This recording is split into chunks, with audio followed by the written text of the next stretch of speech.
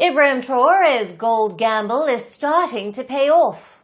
Burkina Faso's military government is riding a mining boom with record production, rising revenues and fresh international funding now flowing into the country. The Sahel nation has just secured a new funding of more than $33 million from the International Monetary Fund after a positive review of its economic program.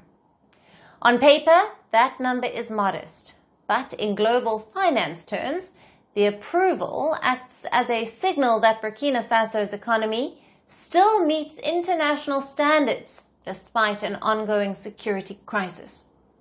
For investors and lenders, it essentially functions as a green light.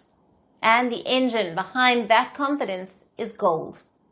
Burkina Faso is estimated to have produced roughly 94 tons of gold in 2025, the highest output in its history.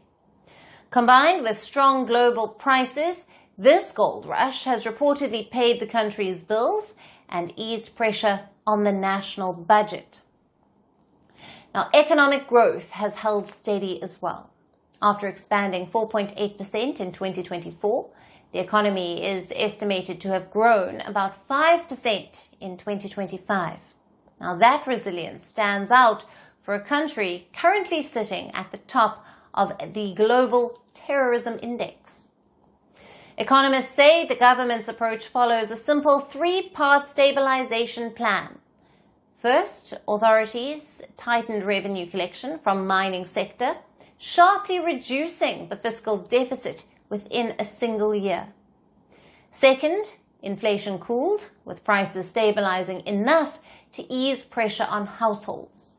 And third, borrowing has been kept under control, which allowed the government to maintain financial buffers even while funding security operations. Burkina Faso's economy has proven resilient amid security and humanitarian challenges. Despite these adversities, program implementation has been satisfactory. Sound economic policies to improve governance and domestic revenue mobilization have contributed to creating fiscal space and supporting recovery, while keeping inflation under control and public debt on a sustainable path. Gold, however, is only one part of the recovery strategy. The IMF has also approved a separate $124 million resilience funding running through to 2027. Now, that amount targets climate-resilient agriculture in a country where roughly 4 out of 5 citizens depend on farming rather than mining. The goal is to strengthen drought protection, improve disaster financing, and to reduce reliance on costly emergency food imports. History shows this strategy works.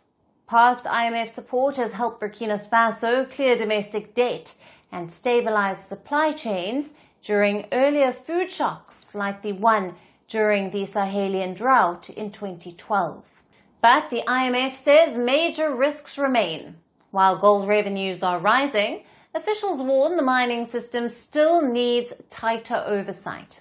They are calling for stronger controls to curb smuggling, clearer transparency in license approvals, and continued governance reforms. For now, Burkina Faso's gold boom is helping stabilize the economy and keep investors confident. But whether that momentum holds will depend not just on gold prices, but on security and reforms in the years ahead.